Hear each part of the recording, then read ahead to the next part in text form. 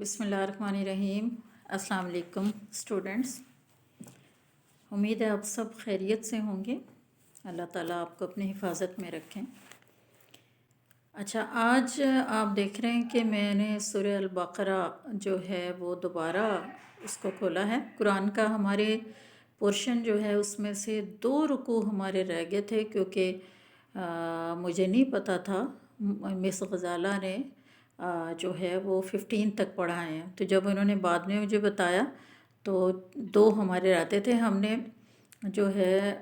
15 اور 16 رکوع جو ہے وہ مس کیا ہے، تو وہ میں آج آپ کو پڑھا دوں گی۔ اعوذ باللہ من الشیطان الرجیم، بسم اللہ الرحمن الرحیم۔ وَمَن يَرْغَبْ عَن مِّلَّةِ ابراہیم، یہ سامنے آپ دیکھ رہے ہیں بیٹا، یہ 130 آیت جو آپ کے سامنے ہے، یہ ہمارا 16واں رکوع یہاں سے سٹارٹ ہو رہا ہے۔ وَمَن يَرْغَبْ عَن مِّلَّةِ ابراہیم إِلَّا مَن سَفِهَ نَفْسَهُ، کہ نہیں کوئی بے رغبتی کرے گا ملت ابراہیم سے سوائے جو بے وقوف ہیں، ٹھیک ہے، یا جنہوں نے اپنی جانوں کو جو ہے وہ بے وقوفی میں ڈال لیا ہے، ان کے سوا ملت ابراہیم سے کوئی نہیں ہٹے گا۔ وَلَقَدِ اسْتَفَيْنَاهُ، اور البتہ تحقیق ہم نے ان کو چن لیا، فی الدنیا، دنیا میں ہم نے ان کو چن لیا، وَإِنَّهُ فِي الْآخِرَةِ لَمِنَ الصَّالِحِينَ، اور آخرت میں بھی وہ نیکوکاروں میں سے ہوں گے۔ اب یہاں آپ دیکھیں کہ عربی زبان میں جو راغبہ کا صلہ اگر ان ہو تو اس کے معنی بن جاتے ہیں بے رغبتی۔ یہاں اللہ تعالیٰ حضرت ابراہیم علیہ السلام کی وہ عظمت اور فضیلت بیان فرما رہے ہیں کہ جو اللہ تعالیٰ نے انہیں دنیا اور آخرت میں عطا فرمائی ہے، اور یہ بھی وضاحت فرما دی کہ ملت ابراہیم سے اعراض اور بے رغبتی صرف بے وقوف لوگ کرتے ہیں، کسی عقل مند سے اس کا کوئی تصور جو ہے وہ نہیں کیا جا سکتا۔ تو اس کے بعد وَإِنَّهُ فِي الْآخِرَةِ لَمِنَ الصَّالِحِينَ، اور آخرت میں بھی وہ نیکوکاروں میں سے ہوں گے۔ اِذْ قَالَ لَهُ رَبُّهُ أَسْلِمْ، اور جب کبھی بھی ان کے رب نے انہیں کہا، جب کبھی بھی ان سے کہا ان کے رب نے، اسلم، کہ فرما بردار ہو جا، قالا، تو انہوں نے فرمایا، اسلمت لرب العالمین، میں فرما بردار ہو گیا اے رب العالمین، یعنی یا رب العالمین میں فرما بردار ہو گیا، یا میں نے فرما برداری کی۔ اب دیکھیں یہ جو اللہ تعالیٰ نے ان کو فضیلت دی ہے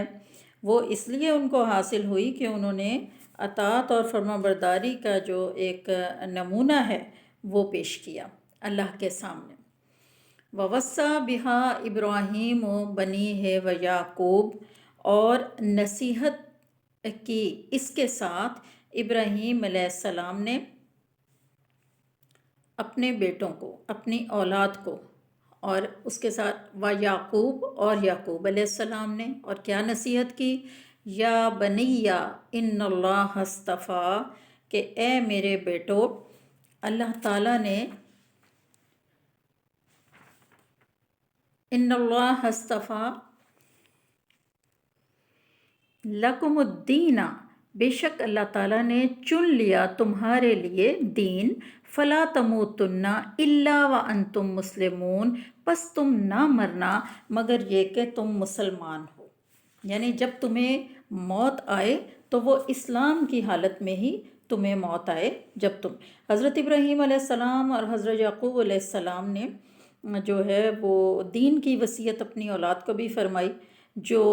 یہودیت نہیں در حقیقت اسلام ہی ہے، جیسا کہ آپ دیکھیں کہ قرآن مجید میں مختلف مقامات پر اس کا ذکر ہے کہ ان الدین عند اللہ الاسلام، کہ بے شک دین جو ہے وہ اللہ کے نزدیک صرف اسلام ہے۔ اور آپ دیکھیں کہ حضرت آدم علیہ السلام سے لے کر آپ صلی اللہ علیہ وسلم تک جتنے بھی پیغمبر آئے ان سب نے جس دین کی تبلیغ کی اور جس دین کی اپنی امتوں کو تلقین کی وہ دین اسلام ہی تھا، اور آج بھی جو دین ہے وہ اسلام ہی ہے، ٹھیک ہے نا۔ یعنی یہ نہیں ہے کہ وہ یہودیت تھی یا وہ حضرت عیسیٰ علیہ السلام کی عیسائیت تھی یا دین ابراہیمی، یا یہ بالکل بات نہیں ہے۔ یہ سارے کا سارا دین یہ اپنے ارتقاء کے مدارج طے کرتا رہا، اور سب پیغمبروں نے دین اسلام ہی کی جو ہے وہ تلقین کی ہے۔ تو اسی کا ذکر ہے کہ جب تم مرنا تو مسلمان ہی مرنا۔ ام کنتم شہداء اذ حضر یعقوب الموت اذ قال لبنیہ ما تعبدون من بعدی، کیا یعقوب علیہ السلام کے انتقال کے وقت تم موجود تھے جب انہوں نے وصیت کی لبنیہ اپنی اولاد کو، اور وصیت کیا کی یا انہوں نے سوال کیا ما تعبدون من بعدی کہ میرے بعد تم کس کی عبادت کرو گے؟ قالو ان سب نے کہا نعبدو ہم عبادت کریں گے الہ کا، آپ صلی اللہ علیہ وسلم آپ کے معبود کی، و الہ آبائی کا، اور آپ کے جو آباء و اجداد ہیں ان کے معبود کی۔ یعنی آپ کے آباء و اجداد کون ہیں؟ ابراہیم علیہ السلام اور اسماعیل علیہ السلام اور اسحاق علیہ السلام، یہ آگے ان کا ذکر بھی کیا گیا ہے۔ الہ واحدہ، معبود واحد، کہ وَنَحْنُ لَهُ مُسْلِمُونَ، اور ہم اسی کے فرما بردار رہیں گے۔ اب اس میں آپ یہ دیکھیں کہ یہود کو یہاں پر جو ہے وہ ان کو یعنی تنبیہ کی جا رہی ہے کہ تم جو یہ دعویٰ کرتے ہو کہ ابراہیم اور یعقوب علیہ السلام نے اپنی اولاد کو یہودیت پر قائم رہنے کی وصیت کی تھی، تو کیا تم اس وصیت کے وقت موجود تھے؟ یعنی یہ یہودیوں کو تنبیہ کی جا رہی ہے کہ اگر وہ یہ کہیں کہ موجود تھے تو یہ جو ہے وہ یہ جھوٹ ہے اور یہ ان کے اوپر لگایا جانے والا بہتان ہے، اور اگر یہ کہیں کہ حاضر نہیں تھے تو یقیناً ان کا اپنا جو دعویٰ ہے وہ غلط ہو گیا، کیونکہ انہوں نے جو وصیت کی وہ تو اسلام کی تھی، یعنی یہودیت کی تو وصیت نہیں تھی، نہ عیسائیت کی تھی، نہ کسی اور مجوسیت یا کسی اور دین کی وصیت نہیں تھی، بلکہ یہ تھی انہوں نے کہا کہ اسلام کے اوپر ہی تمہاری جو ہے موت آئے، اور تمام انبیاء کا دین جو ہے وہ اسلام تھا۔ اگرچہ شریعت میں کچھ نہ کچھ اختلاف اور فرق ضرور رہا ہے، اور آپ دیکھیں کہ اس کا ذکر رسول اللہ صلی اللہ علیہ وسلم نے، بخاری کی حدیث ہے جس میں فرمایا کہ ان کی جو ہے انبیاء کی جماعت جو ہے وہ اولاد علات ہیں، ان کی مائیں مختلف ہیں اور ان کا دین جو ہے وہ ایک ہی ہے۔ شریعت سے مراد ہے طریقہ یا راستہ زندگی گزارنے کا، اس میں ضرور کچھ نہ کچھ شریعتوں میں تبدیلی آئی ہے، لیکن اس کا یہ مطلب نہیں کہ دین جو ہے وہ اس کے اندر کوئی تبدیلی ہو گئی۔ تو یہاں انہوں نے بھی پھر آگے سے جواب دیا کہ ہم ایک ہی معبود برحق جو ہے وہ اس کے فرما بردار جو ہیں وہ رہیں گے۔ تلکا امتن قد خلت، تحقیق یہ جماعت ہے جو گزر چکی، یعنی یہ تو گزر چکی، لہا ما کسبت، جو انہوں نے کیا یعنی وہ ان کے لیے ہے، وَلَكُمْ مَا كَسَبْتُمْ، اور جو تمہارے لیے وہی ہوگا جو تم کرو گے، وَلَا تُسْأَلُونَ عَمَّا كَانُوا يَعْمَلُونَ، اور تم سے نہیں سوال کیا جائے گا اس کے بارے میں جو انہوں نے اعمال کیے، یعنی ان کے اعمال کے بارے میں تم سے سوال جو ہے وہ نہیں کیا جائے گا، بلکہ ان سے ہی سوال کیا جائے گا۔ اب دیکھیں کہ یہ جو ہے وہ یہ بھی یہودیوں کو کہا جا رہا ہے کہ تمہارے آباء و اجداد میں جو انبیاء جو صالحین گزرے ہیں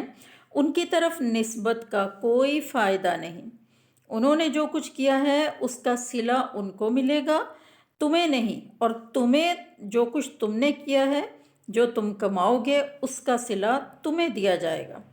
اس سے معلوم ہوا کہ آپ دیکھیں کہ جو ہمارے آباء و اجداد ہیں یا ہماری ان کی جو نیکیاں ہیں ان کو یہ سمجھنا کہ شاید وہ ہماری بھی لیے بھی اس کا فائدہ ان کی نیکیوں کا ہمیں ہوگا، یہاں پر ہمارا جو کانسیپٹ ہے وہ بالکل غلط ہے۔ اصل چیز ہے، دو چیزیں ہیں جو انسان کی کامیابی کے لیے ضروری ہیں، وہ ہیں ایمان اور ہمارے اعمال صالح۔ اور آپ دیکھیں کہ ہمارے بھی سلف صالحین جو ہیں وہ انہوں نے بھی یقیناً ایمان کے ساتھ ساتھ نیک اعمال کیے، اور قیامت تک آنے والے انسانوں کی نجات کا صرف یہی ایک ہی ذریعہ ہے کہ ہمارا ایمان جو ہے وہ پختہ ہو، اور اس کے ساتھ ساتھ ہمارے اعمال جو ہیں وہ نیک ہوں۔ ہاں، ہمارے آباء و اجداد کے اعمال جو ہیں وہ ہمارے ہرگز کام آنے والے نہیں، اور نہ ہی ہمارے اعمال جو ہیں وہ ہماری اگلی نسلوں کے کام آئیں گے، بلکہ ہر انسان کے لیے وہی ہے جس کے لیے اس نے محنت یا کوشش کی۔ وَقَالُوا كُونُوا هُودًا أَوْ نَصَارَىٰ تَهْتَدُوا، اور وہ کہتے ہیں کہ یہودی بن جاؤ یا نصارہ بن جاؤ تو ہدایت پا جاؤ گے۔ قل، تم کہہ دو، بل ملت ابراہیم حنیفہ، کہ بلکہ صحیح راستے پر تو ملت ابراہیمی والے ہیں۔ وما کان من المشرکین، اور وہ جو ہیں وہ ابراہیم علیہ السلام مشرک نہ تھے۔ وہ کیا تھے؟ بل ملت ابراہیم حنیفہ، بلکہ وہ تو حنیفہ راست رو تھے، یعنی وہ راست رو تھے، سیدھے راستے پر چلنے والے تھے اور مشرک نہیں تھے۔ یہودی مسلمانوں کو یہودیت کی اور عیسائیت کی اور دعوت دیتے تھے، اور کہتے ہیں کہ ہدایت اسی میں ہے۔ اللہ نے فرمایا ان سے کہو کہ ہدایت ملت ابراہیمی کی پیروی میں ہے، اور وہ حنیف تھے، یعنی وہ راست رو تھے، یعنی وہ صرف اللہ وحدہ لا شریک کی عبادت کرنے والے تھے، اور وہ مشرک ہرگز نہیں تھے۔ جبکہ یہودیت اور عیسائیت دونوں میں شرک کی آمیزش ہے، اور اب بدقسمتی سے مسلمانوں میں بھی شرک کے بہت سارے ایسے مظاہر ہیں جو ہم دیکھ سکتے ہیں۔ اسلام کی تعلیمات آپ دیکھیں کہ اگرچہ اللہ کے فضل و کرم سے قرآن و حدیث کی وجہ سے محفوظ ہیں، جن میں توحید کا تصور بالکل بے غبار اور نہایت واضح ہے، جس سے یہودیت، عیسائیت اور جو ہے وہ سے اسلام کا جو ہے امتیاز یہ نمایاں ہو جاتا ہے۔ لیکن مسلمانوں کی ایک بہت بڑی تعداد کے اعمال اور عقائد میں مشرکانہ اقدار اور تصورات جو ہیں وہ داخل ہو چکے ہیں، اور آپ دیکھیں کہ یہی ایک چیز ہے جس نے اسلام کو جو ہے وہ کہ دنیا کی نظروں میں جو ہے وہ اس کو اسلام کے اندر آپ دیکھیں کہ اسلام کا جو امتیاز ہے، جو بڑا پن ہے دیگر اس کے یہ مذاہب کے مقابلے میں، اس کو دنیا کی نظروں سے ضرور اوجھل کیا ہے، کیونکہ دیگر مذاہب کے اندر جو ہے قرآن و حدیث تک تو ان کی دسترس نہیں ہے۔ وہ تو مسلمانوں کے عمل کو دیکھ کر ہی اندازہ کرتے ہیں کہ اسلام جو ہے وہ کیسا مذہب ہے، اور دیگر مشرکانہ تصورات سے آلودہ جو مذاہب ہیں ان کے مابین اگر ان کو امتیاز نظر نہ آئے تو کیا چیز ان کو جو ہے وہ امپریس کر سکتی ہے۔ تو یہ چیز جو ہے یہ بہرحال اس کا جو ہے وہ ازالہ ضروری ہے، کیونکہ مسلمانوں کے اندر شرک کی مختلف جو ہے وہ طریقہ کار جو ہیں وہ ضرور شامل ہو چکے ہیں، اور آپ دیکھیں کہ شرک ایک ایسا گناہ ہے جس کے بارے میں آپ صلی اللہ علیہ وسلم نے فرمایا کہ مجھے ایسے شرک سے خوف آتا ہے جو دبیب النمل کا لفظ آیا ہے۔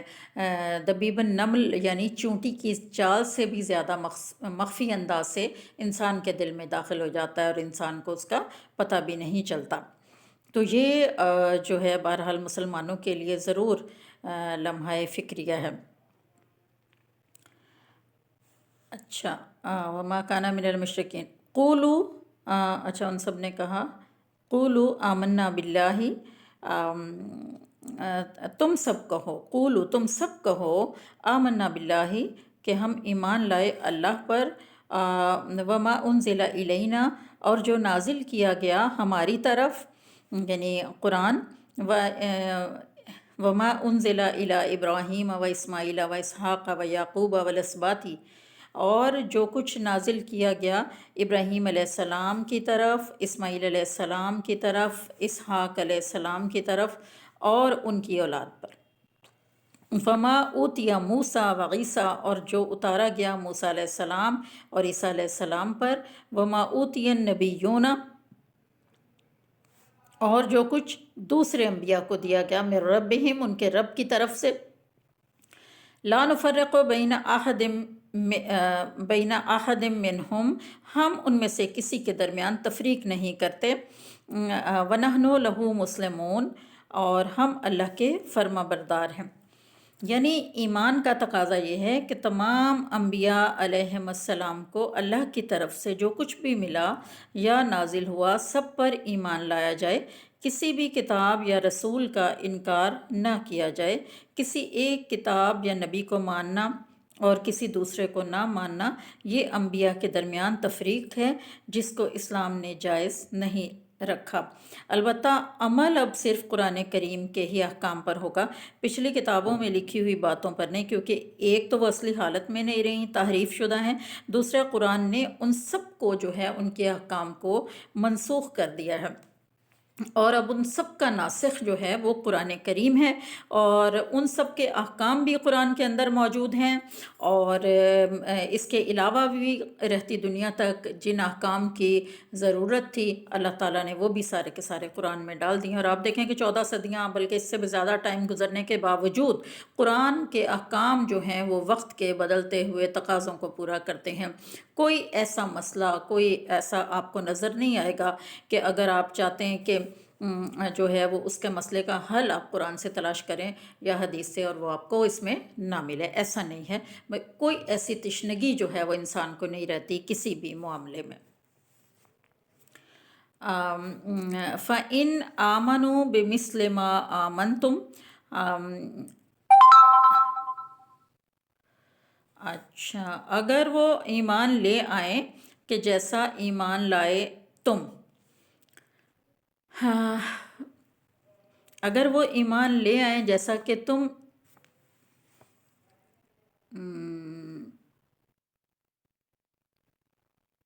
میرے پاس پارہ ہے اصل میں،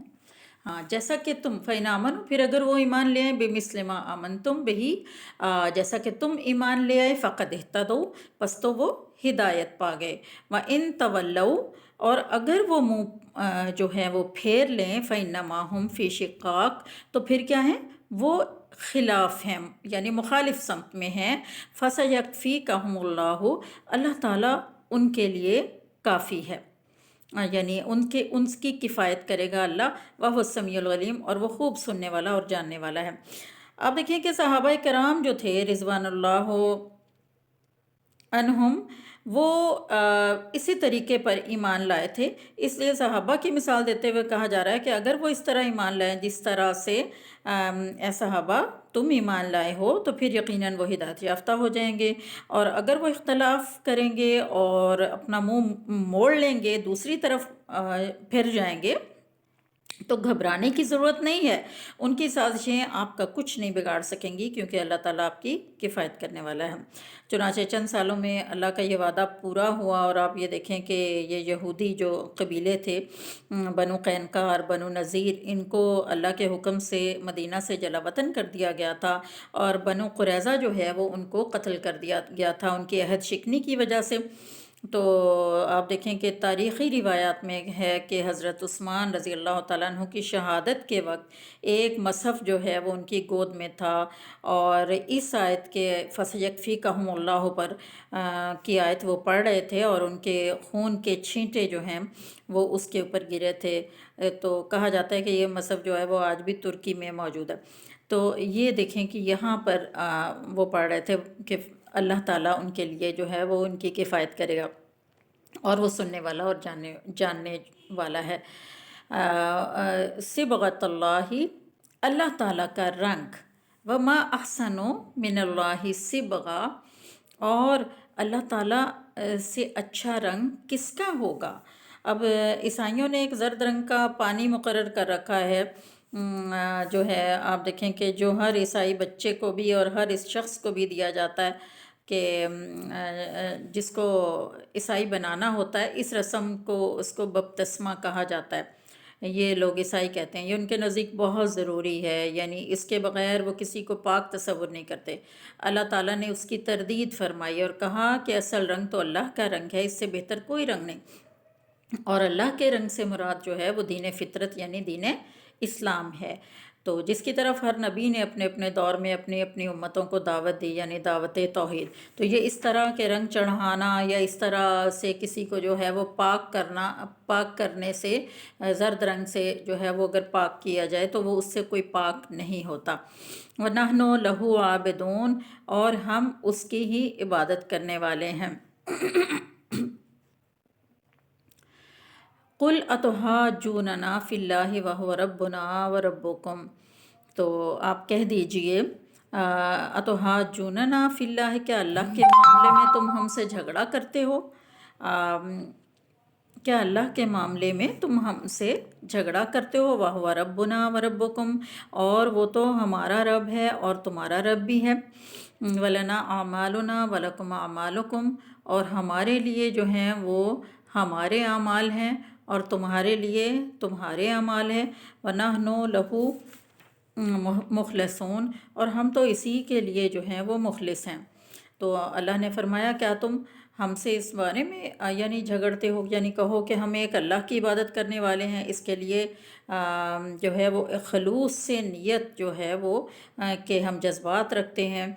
اور اس کے دیے ہوئے احکام کے اوپر عمل کرنے والے ہیں، اور جن احکام سے اس نے ہمیں روکا ان سے ہم منہ موڑ لیتے ہیں، حالانکہ وہ ہمارا رب ہی نہیں تمہارا بھی رب ہے، اور تمہیں بھی اس کے ساتھ ایسا ہی کرنا چاہیے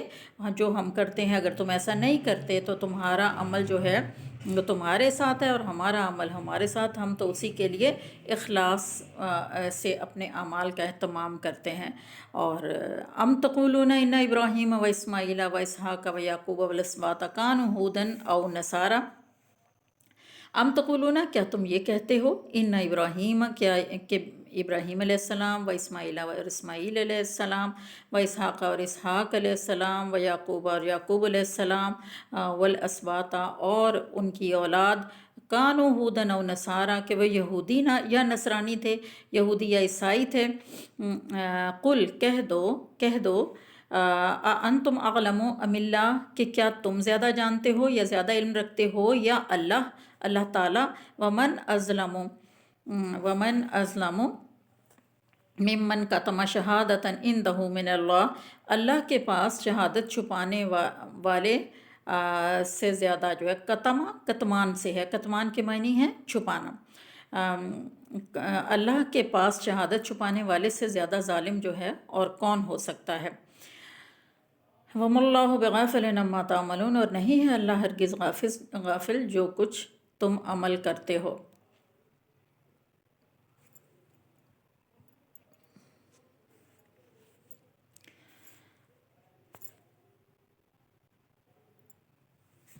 اچھا، اب دیکھیں یہاں پر ہے کہ اب یہ ہے کہ یہاں ان کو اللہ تعالیٰ نے فرمایا کہ تم کہتے ہو کہ یہ انبیاء اور ان کی یہ اولادیں جن کا پیچھے ذکر کیا گیا، یہ پیغمبروں کا اور ان کی اولادوں کا، یہ یہودی تھے یا عیسائی تھے، جبکہ اللہ تعالیٰ نے تو اس کی نفی فرمائی ہے۔ اب تم بتاؤ کہ زیادہ علم تمہیں ہے یا اللہ تعالیٰ کو؟ پھر اس کے بعد آگے ہے کہ کیا تمہیں معلوم ہے کہ یہ انبیاء یہودی یا عیسائی نہیں تھے؟ اس طرح تمہاری کتابوں میں آپ صلی اللہ علیہ وسلم کی پیغمبر ہونے کی نشانیاں بھی موجود ہیں، لیکن تم ان شہادتوں کو، ان گواہیوں کو جو ہے وہ تم چھپا کر لوگوں سے ایک بہت بڑے ظلم کا ارتکاب کر رہے ہو، جو اللہ تعالیٰ سے بالکل بھی جو ہے وہ چھپا ہوا نہیں۔ دیکھیں یہ یہودی اور عیسائی جو ہیں یہ کتمان آیات کے مرتکب تھے، یعنی انہوں نے توریت کے اندر بھی اور انجیل کے اندر بھی آپ صلی اللہ علیہ وسلم کی جو ہیں وہ علامات اور نشانیاں موجود تھیں کہ ایک پیغمبر آنے والا ہے اور وہ عرب میں آئے گا اور وہ آخری پیغمبر آئے گا، اور یہ اپنی کتابوں سے پڑھ کر آپ دیکھیں کہ عرب میں پہلے آ کر یہودی آباد ہوئے کہ ہم آنے والے آخری پیغمبر کے اوپر سب سے پہلے ایمان لانے والے ہوں گے، لیکن انہوں نے کیا کیا इन्होंने बिल्कुल भी जो है वो इसको छोड़ दिया। आप सल्लल्लाहु अलैहि वसल्लम के ऊपर ईमान क्यों नहीं लाए कि अल्लाह ने आप सल्लल्लाहु अलैहि वसल्लम को बनी इस्माइल या इस्माइल अलैहिस्सलाम की औलाद में से क्यों मबूस किया है? क्योंकि ज़्यादातर पैगंबर जो इससे पहले आए थे वो हज़रत जो है वो इसहाक अलैहिस्सलाम की औलाद में से थे। तो ये इब्राहीम अलैहिस्सलाम के दो बेटे थे, हज़रत इसहाक और हज़रत इस्माइल। ज़्यादातर पैगंबर हज़रत इसहाक अलैहिस्सलाम की औलाद में से थे और उन्हीं से आगे से जो हैं ये यहूदी हुए। और यहूदी ये कहते हैं कि सारे पैगंबर, और उन्हें ये भी यकीन था कि आने वाला पैगंबर जो है वो भी हमारी ही जनरेशन, हमारी ही नस्ल से होगा। सारी निशानियां जानने पहचानने के बावजूद इन्होंने आप सल्लल्लाहु अलैहि वसल्लम के ऊपर ये ईमान नहीं लेकर आए, और सिर्फ ज़िद की वजह से। हाँ, तिलका उम्मतुन कद खलत, ये एक उम्मत है जो गुज़र चुकी। लहा मा कसबत वाला कुम्मा कसब तुम, जो उन्होंने किया वो उनके लिए है और जो तुमने किया वो तुम्हारे लिए है। वला तुसलून अम्मा कानू यामलून, और नहीं उनसे सवाल किया जाएगा, यानी तुम उनके अमाल के बारे में तुमसे सवाल नहीं किया जाएगा। इसमें इस आयत में फिर आप देखें कि इंसान के अमाल का ज़िक्र, उसकी अहमियत बयान की गई है कि जो कोई इंसान जो अमल करेगा और जिसको इसका आप देखें वही उसके काम आएगा, ना तो उसका नसब जो है वो उसको आगे नहीं बढ़ाएगा। मतलब ये कि असलाफ की जो नेकियां हैं उससे कोई फ़ायदा किसी दूसरे को, पीछे आने वालों को या उनके गुनाहों के ऊपर, ना तो उनकी नेकियां कोई फ़ायदा देंगी, ना उनके गुनाहों के ऊपर बाद में आने वालों से कोई पकड़ होगी, बल्कि उनके अमाल के बारे में यानी किसी से एक दूसरे के अमाल के बारे में कोई सवाल नहीं पूछा जाएगा। क्योंकि कुरान में अल्लाह फरमाते हैं एक और मकाम पर, ला ताज़िरु वाज़िरतुन विज़रा उख़रा, कोई बोझ उठाने वाला किसी दूसरे का बोझ नहीं उठाएगा। और फिर यह है कि लैसा लिल इंसान इल्ला मा सआ, हर इंसान को वही कुछ मिलेगा जिसके लिए उसने कोशिश की है। तो ज़ाहिर है हर इंसान जो है अपने अमल के बारे में ख़ुद जवाबदेह होगा और दूसरा शख्स जो है वो उससे उसका सवाल नहीं किया जाएगा। आज हमारा 16वां रुकू जो है ये कंप्लीट हो गया है इंशाल्लाह। अब हमारा सिर्फ 16वां हो गया है। अगला रुकू हम इंशाल्लाह फ़िज़िकल क्लासेस में, अगर कॉलेज खुल गया तो हम उसमें पढ़ेंगे, अदरवाइज़ फिर आपको इंशाल्लाह ये भी मैं पढ़ा दूँगी ऑनलाइन। ओके, इजाज़त दीजिए, अल्लाह हाफ़िज़।